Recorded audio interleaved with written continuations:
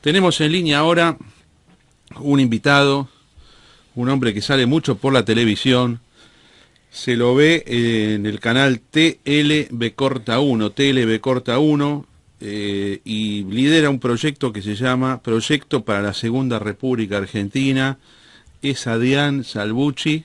Buenos días, Salvucci, soy Carlos Malatón, gracias por recibirnos. No, todo lo contrario, buen día, Carlos, gracias por tenerme en su programa. Cómo no, y está también acá con nosotros Germán Gegenchast, así que vamos a mantener unos minutos, si podés bastante tiempo mejor, así vamos al fondo de las cuestiones. Sería importante, Adrián,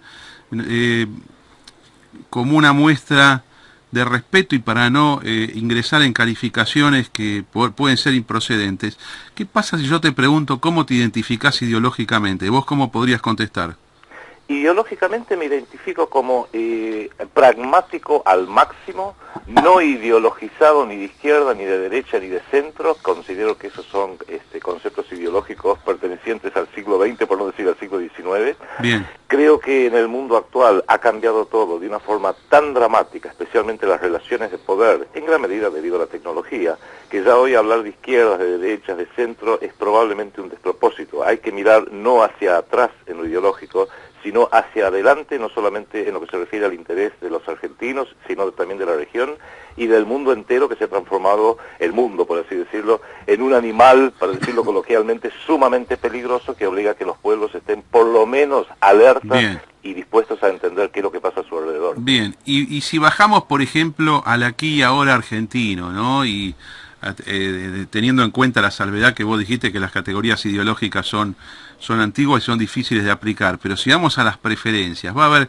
4 o 5 cosas para votar el año que viene: Massa, Scioli, Macri, los restos de UNEN y los partidos como puede ser el de Altamira. ¿Vos estarías cerca de qué? ¿O estás en contra de todos al mismo tiempo? ¿O hay un mal menor dentro de todo eso? Mira, siempre hay un mal menor, seguramente, pero yo creo que en realidad, más que tener que decir, bueno, a veces cuando uno se ve obligado, o se cree ver obligado a elegir entre un mal menor, siempre termina eligiendo el mal, aunque sea el menor. Bien. De manera que yo diría que acá el drama argentino, dentro de lo que es este proceso electoral que se inició ya y que se va a llevar a cabo el año que viene, es que lamentablemente desde hace ya muchísimos años, Argentina está en una suerte de corralito triangular. Yo lo llamo un corralito triangular donde sus 3 lados que nos tienen aprisionados son el gobierno de turno, muy especialmente el actual gobierno, que es el gobierno más corrupto, más perverso que ha tenido la Argentina probablemente en su historia. Ese es un lado del corralito. El segundo lado es una oposición absolutamente fofa que discute lo secundario pero nunca va al fondo de la cuestión. Bien. Y el tercer lado de ese corralito, lamentablemente, son los grandes medios, aquellos que solamente le dan cámara y micrófono al conjunto de políticos y de opinólogos que ellos quieren, e ignoran o ningunean o descalifican a cualquier visión alternativa sobre los problemas argentinos e internacionales. Bien, bien, Adrián. Si yo te llevo, por ejemplo, a revisar ciertos acontecimientos de la historia mundial, vos sos básicamente un analista internacional, así te definís en tu página y tenés una comprensión de los problemas del mundo que uno puede compartir o no, pero vos opinás sobre temas históricos y sobre temas internacionales. Yo te llevo a 1939, donde se arma el eje Alemania, Italia y Japón y los países aliados entre el 39 y el 41. Yo te puedo preguntar de qué lado estabas, o de qué lado hubieses estado de haber vivido en esos tiempos, con tu mentalidad actual, o con la que hubieses tenido deductivamente en esos momentos. Mira, por sobre todas las cosas estaría del lado de la verdad.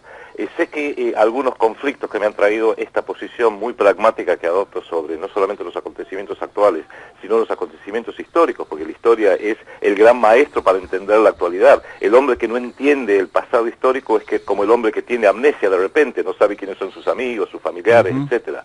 Yo creo que eso es un tema muy importante tener presente. Creo que hay una enorme distorsión histórica respecto de todo un conjunto de temas. Creo que acá me viene a colación la letra de una canción de una documental de Eva Perón del año 82, cantada por Lito Nevia, que decía: si la historia la escriben los que ganan, eso quiere decir que hay otra historia, la verdadera historia, quien quiere oír que oiga. ¿Y vos cómo podrías clarificar la Segunda Guerra Mundial? ¿Qué fue para vos? ¿Qué cosa se enfrentó contra qué cosa? Yo tenía un viejo profesor, fallecido ya, que decía que en realidad ya es un error hablar de la Primera y la Segunda Guerra Mundial. La Primera Guerra Mundial se ha puesto muy de moda porque se cumplen justamente 100 años. Él veía más una gran guerra civil europea, donde empezó en 1914 con el pistoletazo de Sarajevo y terminó en 1945 con la derrota integral de toda Europa ante dos colosos que se posicionaron en su momento, que fue Estados Unidos y la ex Unión Soviética. Yo creo que a veces esa división ficticia, de decir, hubo una Primera Guerra Mundial, terminó, hubo 19 años gloriosos, todo paz, todo lindo, y de repente en 1939 hubo una Segunda Guerra Mundial, es perder la perspectiva. En realidad la Segunda Guerra Mundial, lo que tú decías recién de septiembre de 1939, es una consecuencia directa. Está bien eso. Del resultado, en realidad, de los errores de los aliados victoriosos en la Primera Guerra Mundial, que redibujan el mapa de Europa. Por ejemplo, vamos a hablar concretamente, la invasión de Alemania a Polonia, que normalmente se dice, bueno, 1 de septiembre de 1939, sí, los alemanes estaban de muy mal humor y invadieron Polonia, lo cual es, digamos, el dato histórico. Pero se omite que Polonia había dejado de existir en 1797, se la reflotó por parte de los aliados de Versalles en 1919, quitándole casi un tercio del territorio alemán, con lo que si uno lo mira objetivamente, Alemania estaba mucho más justificada en tratar de recuperar Prusia, Silesia y Brandenburgo, que le había sido quitado a la fuerza, de lo que estuvo justificada la Argentina en recuperar las Malvinas en 1982, que al fin y al cabo no había un solo argentino ahí, y hacía 140 años que no era Argentina, mientras que Prusia Oriental, Silesia y Brandenburgo habían sido tierra alemana, territorio alemán, hasta hacía apenas 19 años y había millones de alemanes poblándolo. Después que el método utilizado fue brutal, no fue el mejor, hay que también ubicarse en los cánones de la época. Era una época donde había mucha brutalidad y había mucha arbitrariedad, que ya hoy no es políticamente correcto, digamos. Bueno, yo creo que está bien lo que decís, ver todo el proceso 1914-1945 como una cosa única, y la Segunda Guerra Mundial es consecuencia de la Primera, y todo el impacto que la Primera, al final de la Primera, tiene sobre Alemania. Perfectamente uno lo puede ver de esa manera. También podemos compartir que algo que implícitamente estás diciendo, que los acontecimientos de la historia hay que juzgarlo con los valores de ese momento y no trayendo valores modernos al pasado, y que lo que pasó en el 39, bueno, hoy se ve como una cosa espantosa, pero que en ese momento quizás era más normal. Pero hay un elemento de la Segunda Guerra Mundial que es el que probablemente la gente más recuerda, porque así se ha tratado en los medios del gran público, que es lo que se ha dado en llamar el Holocausto, el exterminio masivo de personas judías y de otras minorías por un aparato militar alemán. Y yo escuché que vos hiciste algunas reflexiones sobre esto, y te quería preguntar, ¿qué fue para vos el Holocausto? Si existió, si lo reconoces, si tuvo una magnitud distinta de la que se dice que tuvo. ¿Tu línea cuál es? Bueno, creo que es una pregunta esa muy importante, te agradezco que me la hagas, y acá diría hay una gran diferencia entre lo que uno dice y a veces lo que los otros dicen que uno dijo, que es muy distinto. Por eso, ¿no? O sea, por eso, mira, vos viste cómo estamos hablando, ¿no? Acá, o sea, yo te pregunto y vos podés contestar con toda libertad y todo el tiempo que necesites. No, te agradezco muchísimo. Es un tema innegablemente ríspido. El siglo XX ha sido un siglo de maldad insolente, como decía Discépolo, en el sentido que ha habido una cantidad de matanzas, exterminios, genocidios realmente brutales que avergüenzan a la conciencia colectiva de la humanidad.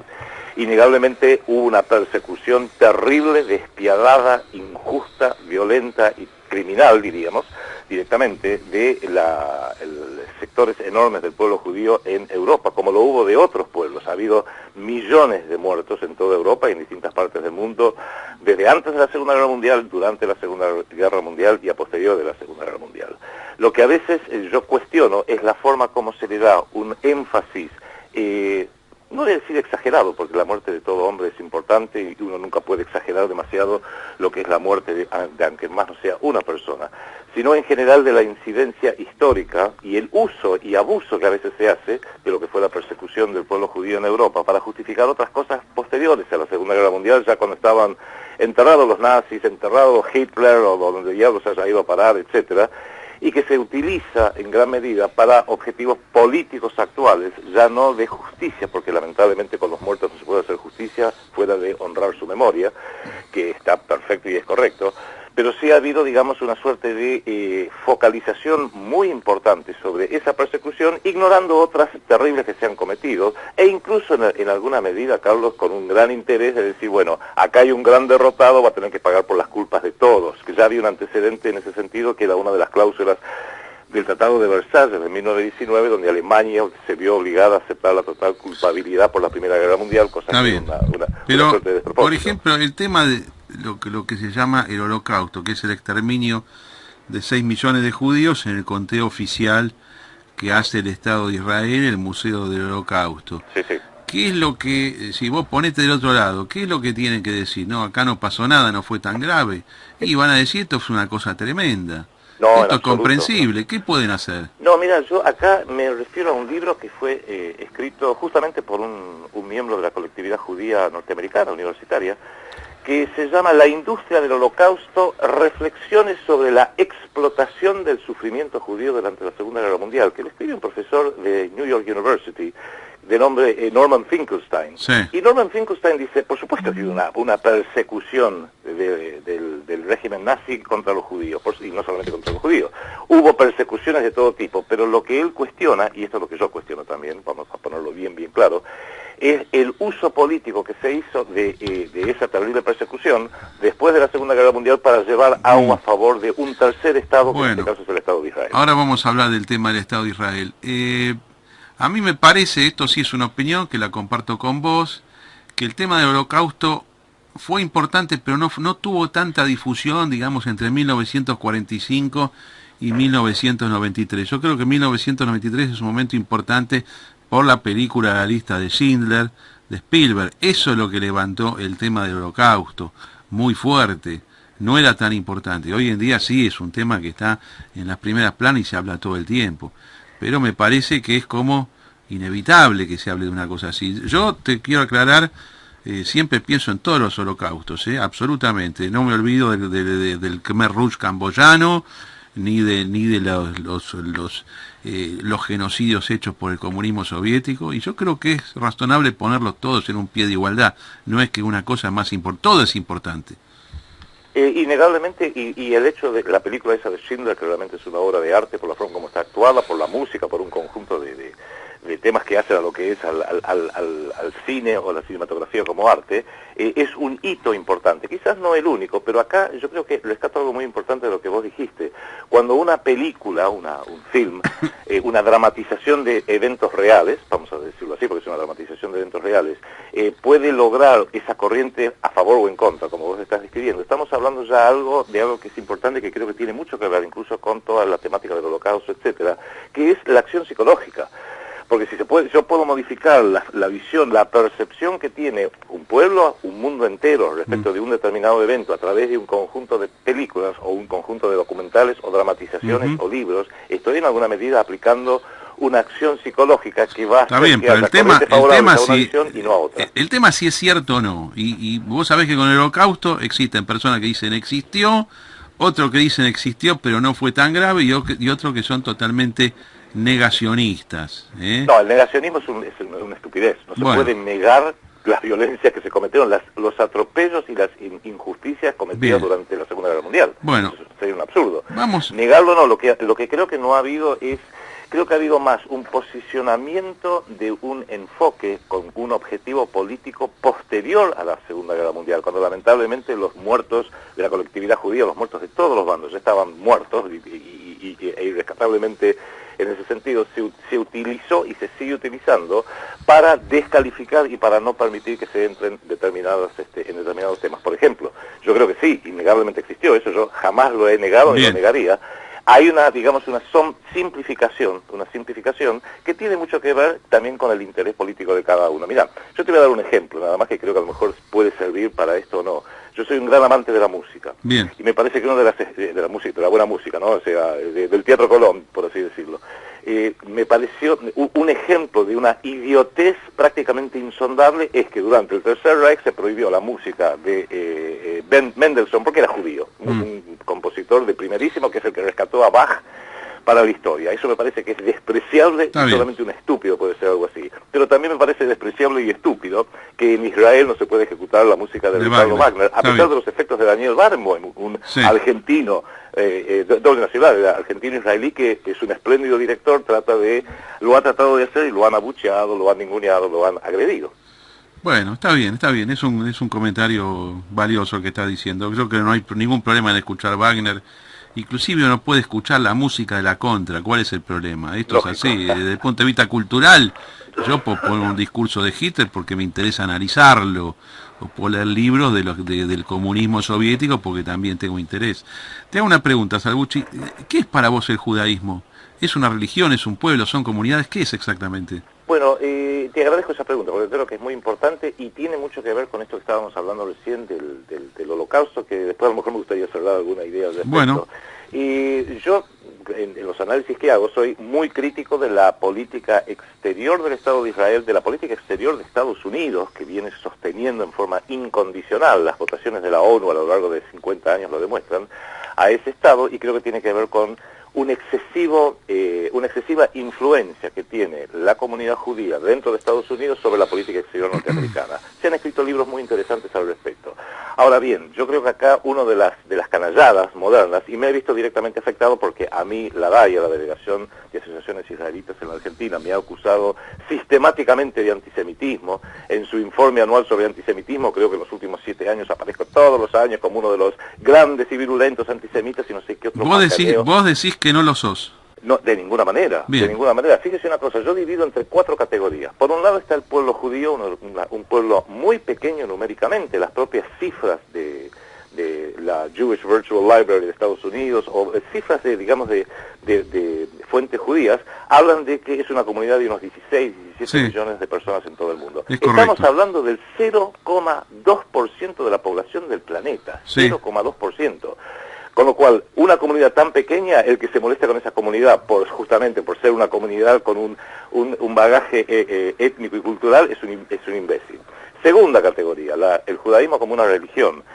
Carlos, que en pleno siglo XXI alguien, cualquiera, discrimine a otra persona por su religión, tiene que ser realmente un tarado mental, discúlpame que lo diga así. Máxime, si hay una religión que no es intrusiva, es la religión judía. Yo vivo acá en el Gran Buenos Aires. Cada tantos domingos me viene a tocar el timbre y viene un conjunto de personas con camisa blanca que me quieren salvar. Me quieren convertir a alguna secta protestante, etc. Yo digo, mire, yo soy católico, yo ya estoy salvado, no lo necesito. Jamás un judío le va a ir a tocar el timbre para decir lo quiero convertir al judaísmo. No hay proselitismo. Es la religión menos intrusiva que se puede imaginar. Bien. Por eso la segunda categoría la rechazo de plano. Tercera categoría, el sionismo como una ideología, que es una ideología fundada a lo largo del siglo XIX aproximadamente, que creo que merece como mínimo analizarse, evaluarse, inclusive evaluar los objetivos de sus fundadores, del propio Theodor Herzl. Con lo cual creo que ya, si es una ideología política, como mínimo se tiene que poder debatir sobre las premisas del sionismo. Y la cuarta categoría, el Estado de Israel, que es una potencia extranjera, cuyo comportamiento es altamente criticado a menudo por un montón de gente, con lo cual creo que, de la misma forma que yo puedo criticar la política exterior de Italia, de Francia, de Estados Unidos, también uno tiene que poder criticar la política exterior del Estado de Israel o de la Argentina propiamente dicho. ¿Qué es lo que pasa? Esas 4 categorías, los pícaros las mezclan todos. Entonces, cuando uno critica a Israel, yo por ejemplo critiqué ácidamente la invasión del Estado de Israel al sur del Líbano en el 2006, con los bombardeos de Tiro, de Beirut, y eso a uno entonces, ¿qué es lo que le gana? Acá vuelvo otra vez, acción psicológica, casi diría guerra psicológica. Es un virulento antisemita porque critica al Estado de Israel. No, de ninguna manera. Es más, yo he hecho llamamientos a la comunidad judía en Argentina, cuando fue este episodio ahora de Gaza en julio y agosto, que tomara distancia de las declaraciones de la DAIA, de la OSA y de otras entidades que en alguna medida daban un apoyo irrestricto al Estado de Israel y una barbarie que todo el mundo estaba condenando en ese momento. O sea, le voy a dar un ejemplo. Yo me llamo Salvucci, obviamente soy de origen italiano. Si yo mañana veo, como lo he visto, soy un crítico terrible de la política de Italia. Berlusconi, por ejemplo, cuando estaba en el poder me parecía uno de los seres más despreciables. Ahora, si por alguien que critica a Berlusconi yo le diga, usted es un anti-italiano, anti-italianismo, anticatolicismo incluso, porque Italia es un país católico, usted me diría, Salvucci, dejate de macanear. No, está bien, pero hay que ver, pero ¿sabés lo que pasa? Que la comparación quizás no es la más apropiada, porque hay que ver si Italia está en guerra, la posición que se tiene, porque es distinto un tema de naturaleza interna, donde hay actos de corrupción o hay medidas inapropiadas, con algo que tiene que ver con el factor externo. Pero ojo, Italia está en guerra, ¿eh? Italia, como miembro de la OTAN, coparticipó en la destrucción de Libia, una ex colonia italiana, donde apenas un año antes se lo ve a Berlusconi, cuando era presidente de Italia, besándole el anillo en una reunión que se hizo en septiembre del 2012. Sí, pero vos acordate, igual que Berlusconi fue el último de los líderes europeos que rompió con Muammar Gaddafi, o sea, él lo quiso bancar hasta el final, lo llamaron, le dijeron no jodas más, te tenés que alinear, no tuvo más remedio. De todas maneras, si querés ir al tema Libia, ya sé lo que pensás, comparto con vos, una locura total. Pero vayamos al tema que estábamos hablando, si podés, Adrián. El sionismo, ¿tenés alguna definición de lo que es el sionismo? Yo lo veo al sionismo como en realidad es un movimiento que pasó por distintas etapas. Ya estaba en el aire, por así decirlo, en el siglo XIX, cuando la comunidad judía no disponía de un Estado propio. Había persecuciones que no eran las alemanas, aunque son las más conocidas por su virulencia de la historia, sino muy especialmente en Europa del Este, en Rusia, en Ucrania, en Polonia. Ahí estaba el verdadero antisemitismo, por así decirlo, la misma palabra pogrom, que es la persecución y la violencia absolutamente arbitraria e irracional contra la comunidad judía, es una palabra rusa, no es una palabra alemana. Ya eso, digamos, estaba en el aire, y creo que no el único, pero uno de sus hitos fundacionales, por así decirlo, es el del propio padre de la patria de Israel, que es Theodor Herzl, que en 1896 escribe el libro El Estado Judío, donde él describe los distintos lineamientos del por qué, justificando, creo yo, muy adecuadamente, por qué el pueblo judío debiera tener su propio Estado, describiendo cómo lo haría y los mecanismos para hacerlo, para administrarlo, que inclusive le valió la oposición de muchos judíos que decían, especialmente ciertos sectores religiosos, que el pueblo judío no tiene por qué tener un Estado secular, un Estado terrenal, por así decirlo. Empezó con un movimiento que tenía un fuerte componente de izquierda y luego se fue aliando, por así decirlo, con ciertos sectores de la ultra extrema derecha dentro del judaísmo, inclusive dentro del judaísmo religioso. Vos sabés que hasta el día de hoy hay muchos judíos que no son, que están en contra del Estado de Israel. Yo siempre digo, no todo judío es sionista, y por contraposición, no todo sionista es judío, porque hay enormes cantidades, especialmente en Estados Unidos y Europa, donde hay fuertes intereses, supuestamente, bueno, esos se llaman cristianos, especialmente los protestantes, que son pro Israel, porque creen que ahí se está cumpliendo una suerte de profecía bíblica. Con lo cual creo que eso hay que manejarlo con mucho cuidado, porque si uno mezcla el sionismo con el judaísmo como religión, sí se produce una serie de equívocos, una melange que realmente es casi imposible de desentrañar. Y yo creo que esa confusión está ingenierizada a propósito. A mí lo que me preocupa particularmente del sionismo y del libro de Herzl es que en la búsqueda de dónde poder hacer, de qué territorio poder hacer el Estado de Israel, que el propio Herzl, como un hombre de una visión muy amplia, no decía, tiene que ser en Palestina porque es la tierra bíblica, él decía, tiene que ser en alguna parte. Si puede ser en Palestina, mejor, pero él también habló de Uganda, y él mismo, hay un capítulo que dice, si no puede ser en Palestina, que sea en Argentina. Y yo creo que eso no hay que minimizarlo, tampoco hay que exagerarlo, pero no hay que minimizarlo, porque ocurrieron entonces, y vienen ocurriendo a lo largo de muchas décadas, distintos indicios que permitirían a uno suponer, que es mi preocupación como ciudadano argentino, acá lo digo claramente, de que pudiera aún haber una apetencia del sionismo político sobre ciertos sectores de la Argentina. Me refiero especialmente a aquel gran sector que es un territorio sumamente rico, despoblado por culpa nuestra, por culpa de nuestras dirigencias, como es la Patagonia, donde hay una preocupación, donde uno dice, bueno, si el sionismo tiene su, por así decirlo, su trinchera militar bien aguerrida, realmente aguerrida y muy corajuda, por así decirlo, en las Fuerzas Armadas, las Fuerzas de Seguridad, las Fuerzas de Inteligencia del Estado de Israel propiamente dicho, hay preocupación, no solamente en la Argentina, sino también en Chile, de que ha habido a lo largo de muchas décadas un interés, a veces podría considerarse o interpretarse como desmedido, del sionismo en hacer relevamientos y hacer incursiones, por así decirlo, sobre la Patagonia. Máxime que como no hay claridad sobre el tema, vos sabés que cuando hay humo y nadie dice nada y no se puede hablar del tema, bueno, ya empieza a imaginar voraces incendios. A lo mejor es un humo chiquito, es cuestión de... Yo siempre digo, cuando hay un tema, ¿por qué no debatirlo? ¿Por qué no colocarlo? Y en una de esas todos los que creen ver un peligro sionista en la Patagonia están exagerando, pero hablemoslo, bueno, no lo acallemos, no lo ningunemos. Yo te quiero hacer algunos comentarios sobre tantas precisiones que has dado.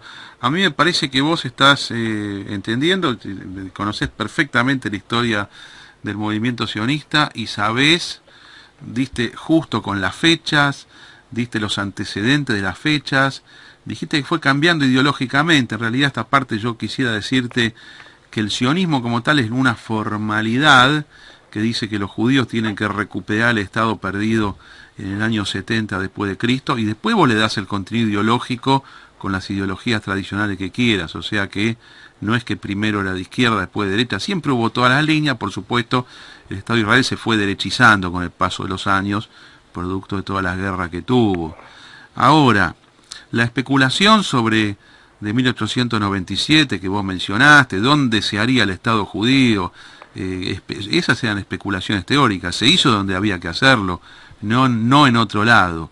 Te quiero dejar al costado el tema de la Patagonia porque es muy importante clarificarlo con vos, pero el Estado de Israel finalmente se independiza en el año 1948, pasan 65 66 años y crece, y hoy es una superpotencia militar y económica.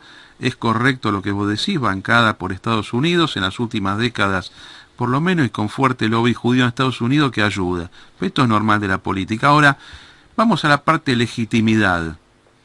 Yo sé que es una pregunta muy teórica esta, a un realista político como vos le puede parecer tonta, pero si tuvieses la posibilidad de decidir, ¿vos considerás que es legítimo que exista el Estado de Israel o crees que tiene que desaparecer y se tienen que revertir los acontecimientos ocurridos durante el siglo XX si eso fuese técnicamente posible? Desaparecer sería una canallada, en primer término. Revertir, bueno, el drama es cómo hace uno para revertir la historia, ¿no? Como, si uno empieza a revertir la historia, tanto vos como yo tenemos que ir haciéndonos las valijas y entregarle de vuelta a la Argentina a todas las tribus originarias, aborígenes. Eso, creo que la historia es la historia no tiene rewind, la historia solamente tiene forward, se va siempre para adelante, a pesar de las injusticias. Sí, está bien, injusticia, no injusticia, pero las cosas son así. Hablamos castellano nosotros por el simple hecho de que fuimos una colonia española. No podemos decir, no, estoy en contra del colonialismo español, ahora todos vamos a aprender, no sé, finlandés. Eso es un absurdo, y por eso se trata de ser sumamente pragmático en ese sentido. Yo creo que el Estado de Israel lo que tiene, para ir directamente al grano de tu pregunta, es una falla de origen.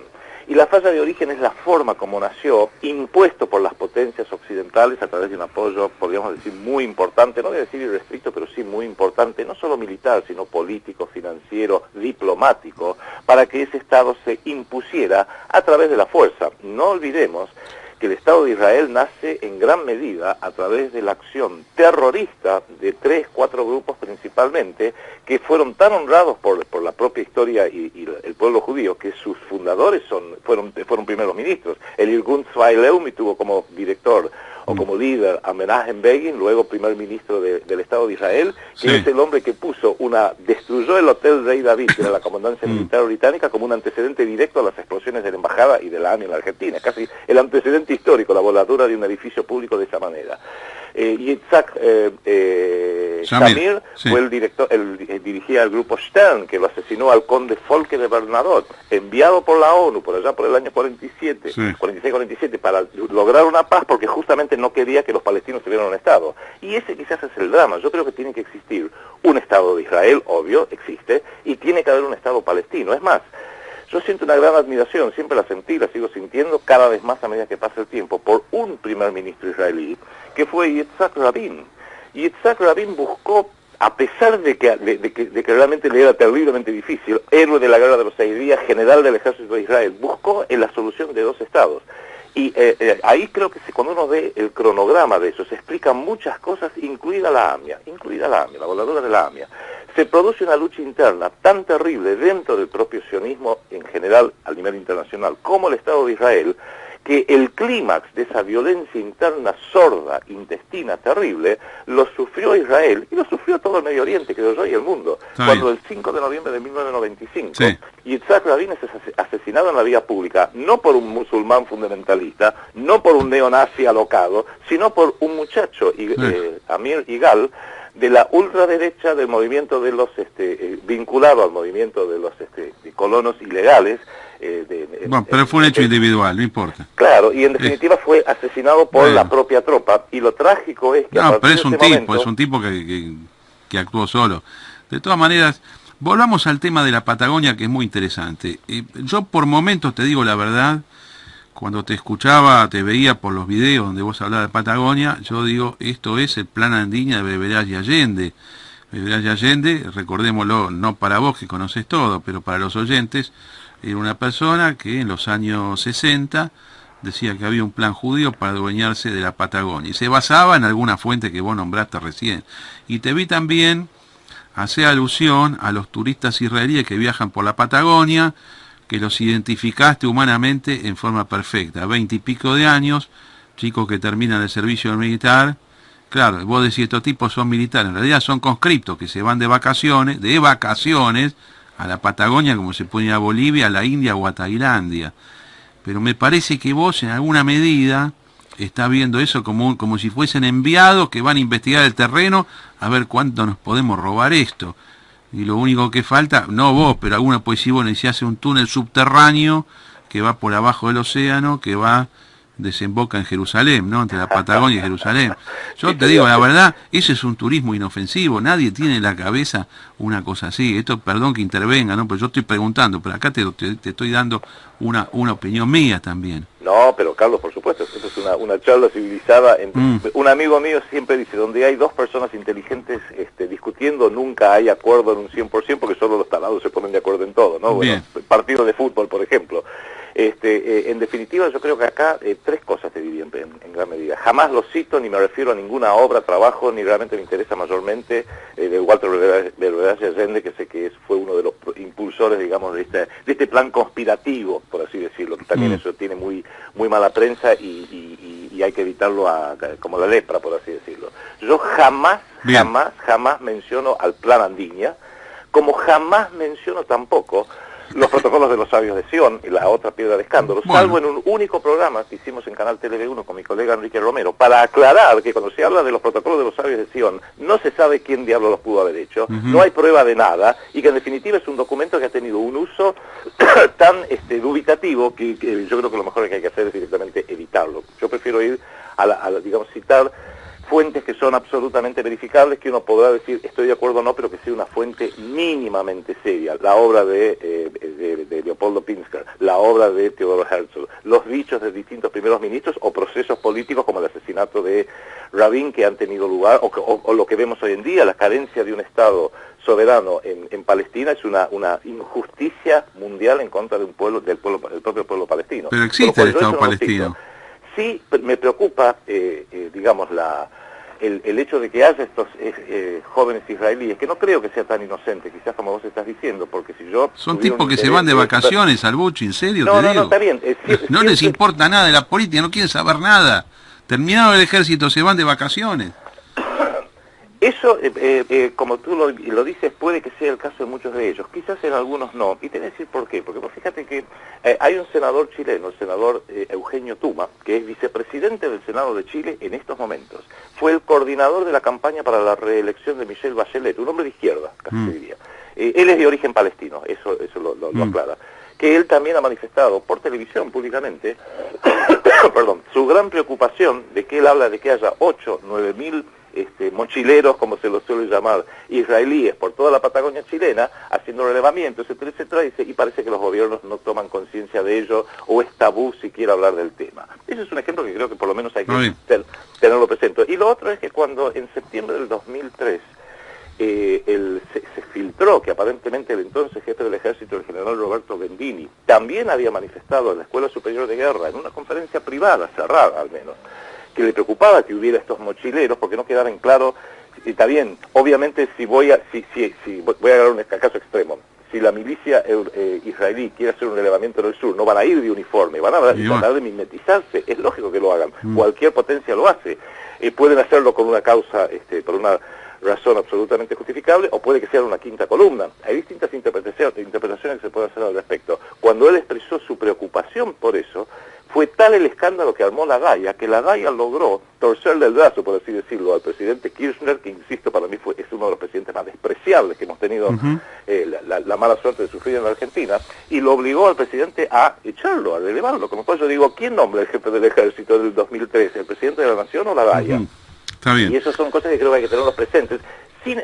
Carlos, sin exagerar, la verdad, vos sabés que en la política, al revés que en la religión, no hay verdades absolutas. En la religión yo te acepto que cada uno tiene su verdad absoluta, es religiosa, es dogmático.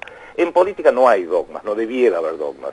Lo que hay son distintos puntos de vista. Y la verdad nunca es ni blanca ni negra, siempre es algún tono de gris. Y lo mejor que uno puede hacer, que quizás es esta charla tan amena que estamos teniendo contigo, es ver a ver si nos podemos poner de acuerdo en cuál es la tonalidad de gris que pareciera reflejar la realidad hoy, porque mañana va a ser otra realidad, y hace 100 años a lo mejor también era otra.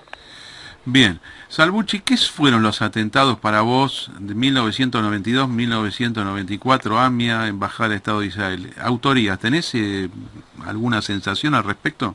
Qué terrible eso, porque bueno, hace 20 y tantos años en ambos casos, ya más de 20 años, que son dos casos que no se han podido resolver debido a la corrupción interna, a la influencia externa, a un mal manejo por parte de la justicia. Creo que ahí todos tienen, nadie puede tirar la primera piedra, definitivamente. ¿Pero crees que puede haber autoatentado, por ejemplo, que algunos sostienen?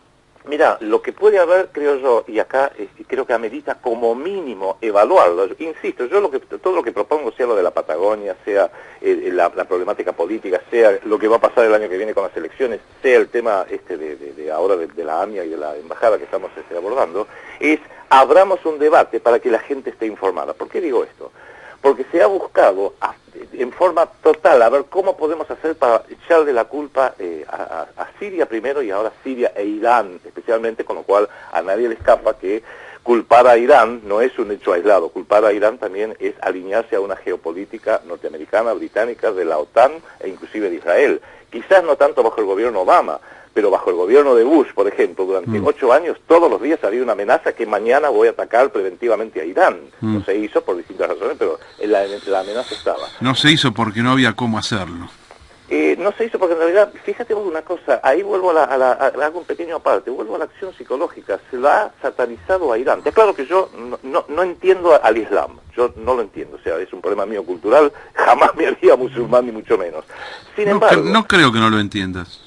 No, digamos el sentimiento, a eso no entiendo el entorno cultural, no entiendo, o sea, lo entiendo intelectualmente, pero no lo siento, esa sería la palabra. Yo si alguien me dijera, che, te tenés que convertir al Islam, sufriría horrores, porque la verdad es que es algo tan ajeno a mí, porque no nací en un país islámico directamente. Claro. Ahora, fíjate vos lo siguiente, que Irán, que ha sido satanizada como el gran peligro en Medio Oriente, sin embargo hace 2 siglos que Irán no ataca a nadie. Hace 2 siglos que Irán ha sido reiteradamente invadida por Gran Bretaña, por la ex Unión Soviética. Le hicieron un golpe de Estado en 1953 por parte de la CIA, que ya es historia oficial, porque le sacaron a un primer ministro, Mohammad Mossadegh, que había nacionalizado a la Anglo-Iranian Oil Company, que hoy se conoce como British Petroleum, y entonces le hicieron un golpe de Estado, le impusieron al Shah, y cuando los iraníes se sacaron de encima al Shah de Persia, que venía a ser algo así como la familia saudí, un autoritarismo total, Estados Unidos financia a Saddam Hussein durante 8 años para que cometa un genocidio contra Irán, esa guerra terrible. No, está bien. Entonces la historia, digamos, no es tan clara.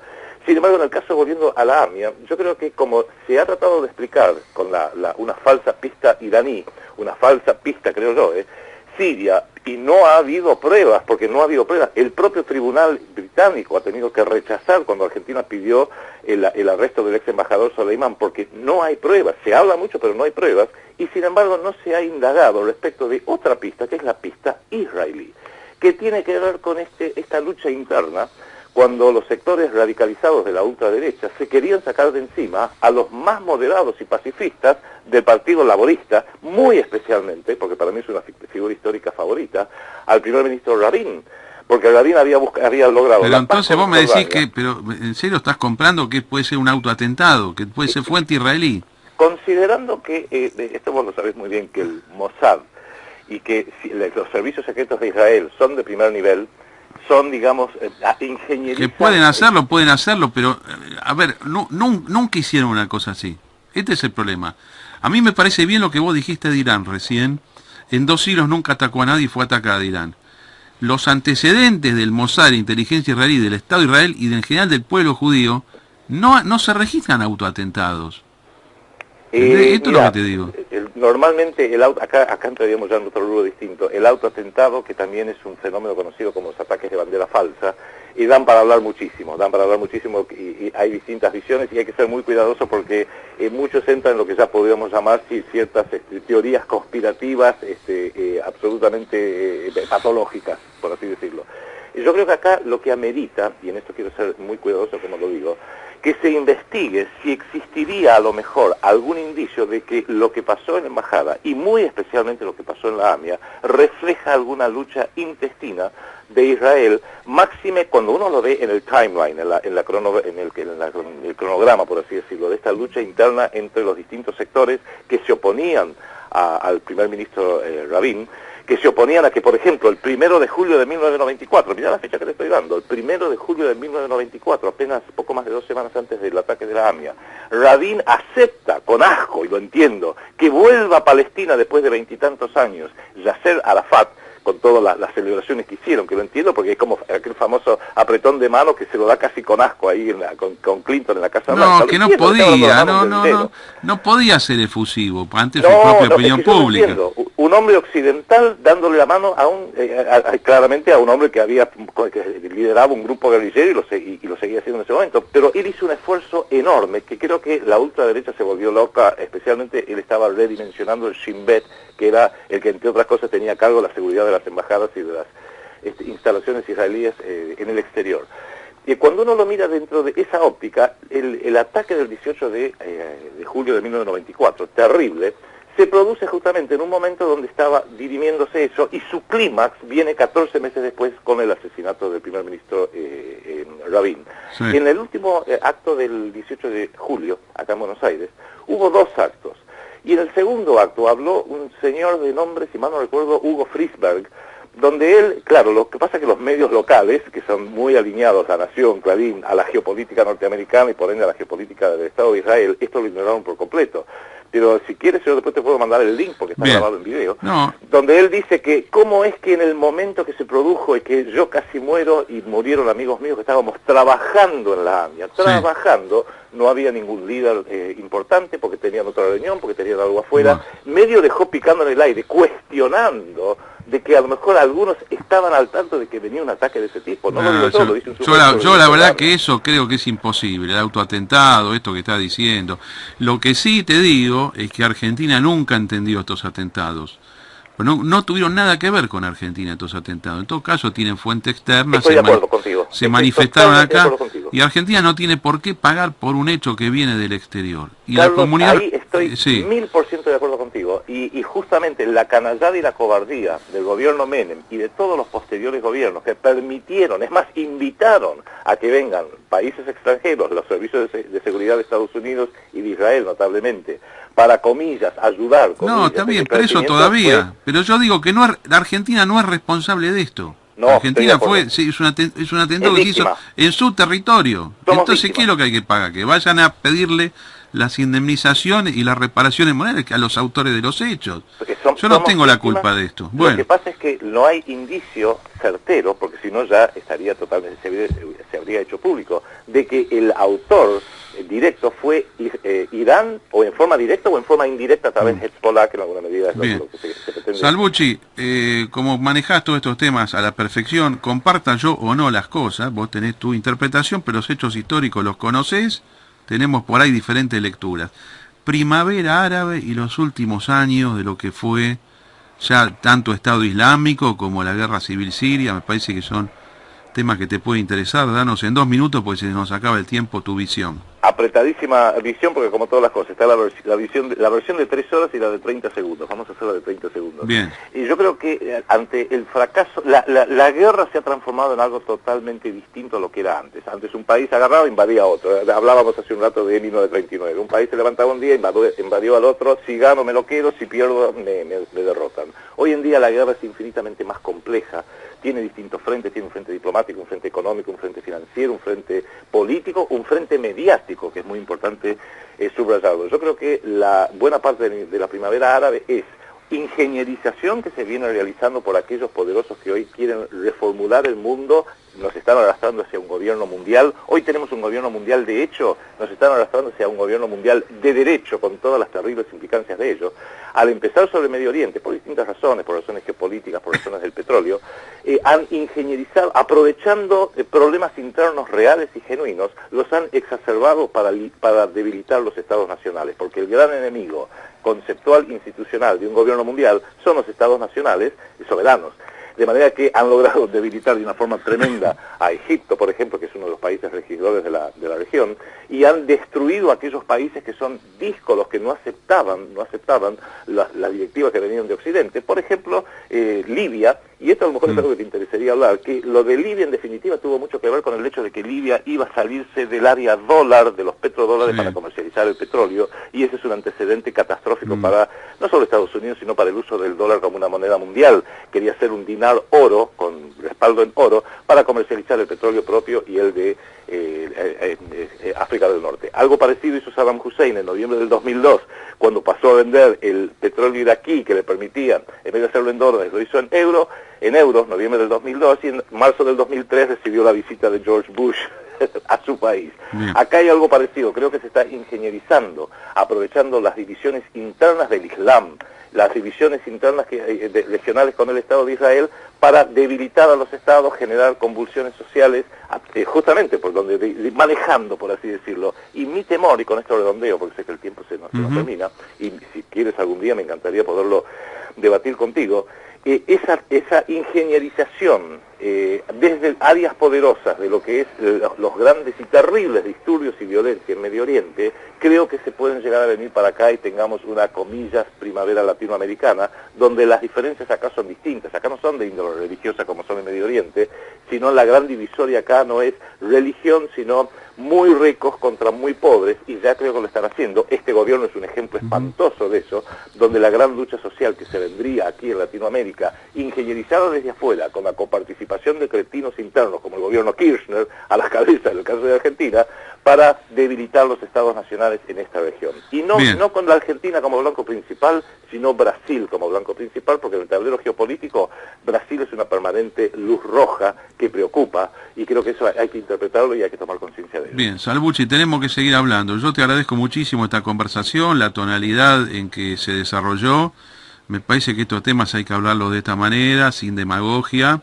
Aclaraste un montón de cosas, alguna gente puede tener una visión sobre vos, hoy diste precisiones importantes. Yo después subo esta grabación, así que la vamos a poder procesar mejor todavía, a pesar de que fuiste clarísimo con tus afirmaciones.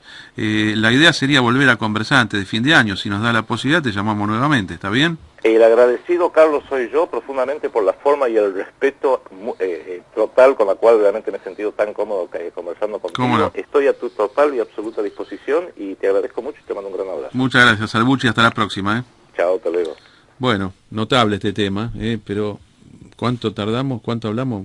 Como 40 minutos. Y más o menos, sí. Bueno, valía la pena. La verdad que Salvucci tiene otros videos donde, viste, tiene posturas un poco más fuertes. Acá fue sumamente moderado, claro.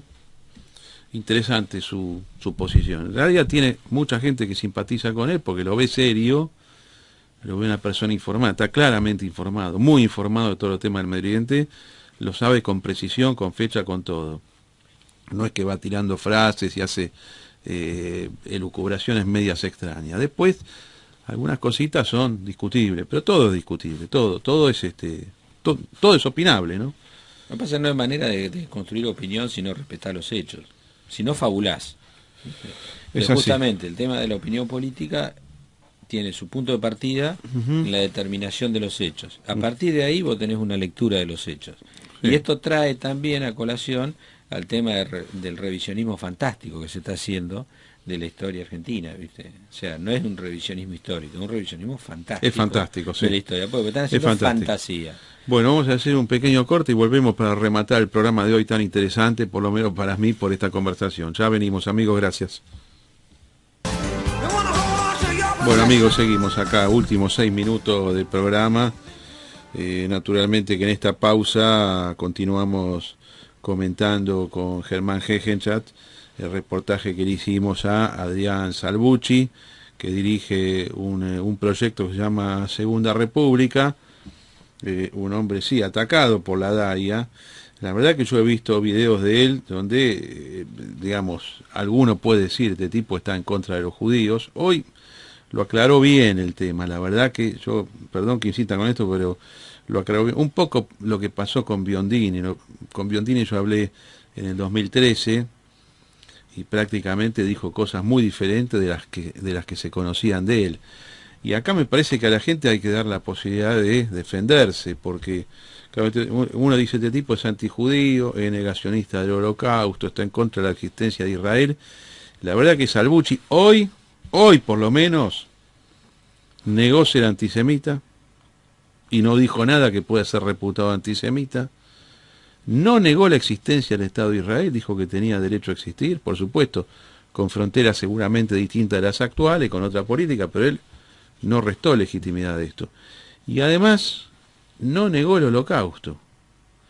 Criticó la utilización política del Holocausto, lo cual es muy diferente de negarlo, porque hay negacionistas, hay tipos que dicen, esto no pasó, lo que dicen que pasó, no pasó. Así que, ¿qué quiere que te diga? Uno podía venir a hablar con Salvucci y decir, bueno, este tipo a ver las barbaridades que dice, y fue tremendamente moderado, y no hay nada que se le pueda objetar a nivel de condena por extremismo, por racismo, por discriminación. En estos términos, ¿qué vamos a hacerle? No, yo no vi nada justamente en ese sentido. Tiene un video muy fuerte, creo que es del mes de septiembre. Hoy no, pero otras cosas que yo he visto son verdaderamente duras. Pero Mira, de la manera que habló hoy es otra historia. Mira, normalmente cuando se analizan posturas, digamos, divergentes, que no son muy coincidentes, que no encuentran quizá mucho apoyo en la opinión pública, es como juzgar una fiesta por los fuegos artificiales. Es decir, los fuegos artificiales son para llamar la atención. Entonces, muchas veces, creo que erróneamente, se recurre a algunas altisonancias para hacer entrar en el espacio público opiniones razonables. Bueno, yo diría, es una técnica. Pero vos decís que él se mandó algunas cosas así. A lo mejor no deliberadamente, Sí, pero viste que puede a veces ser. cuando vos hablas en una voz normal y no se te escucha y todos siguen hablando, levantás la voz. Es verdad que pasa eso. Creo que hay 2 o 3 puntos que son, desde mi punto de vista, totalmente equivocados. El tema de los judíos y la Patagonia es, yo sé que lo dijo con suma moderación hoy, y además cuando le nombré a Beberaggi Allende, que es el autor de una cosa llamada Plan Andinia, un libro que sacó acusando, dice directamente los judíos van a venir a robar la Patagonia. Bueno, el tipo era un enfermo, Beberaggi Allende. Él dijo que jamás lo nombra, que no tiene nada que ver, ni siquiera tiene que ver con ese panfleto que se hizo en la época de los zares llamado Los Protocolos de los Sabios de Sion, final del siglo XIX, que es un plan judío para dominar el mundo. El tipo no está en esa postura, inclusive sabe exactamente cuántos judíos hay en el mundo, 16 millones dijo. Sí, el tipo tiene alto conocimiento de las materias y consulta fuentes, es un tipo serio y culto.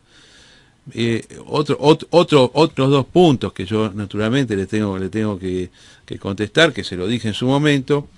Uno, el asesinato del primer ministro Rabin. Esto es un tipo que lo mató, no es que alguien no hubo una guerra civil, hay accidentes que pasan, puede pasar en otros países del mundo, pasó en los Estados Unidos. Ya sé que me vas a decir vos o cualquier otro, lo de Kennedy nunca quedó clarificado, cuál fue el móvil, cuántos eran, a quién respondió.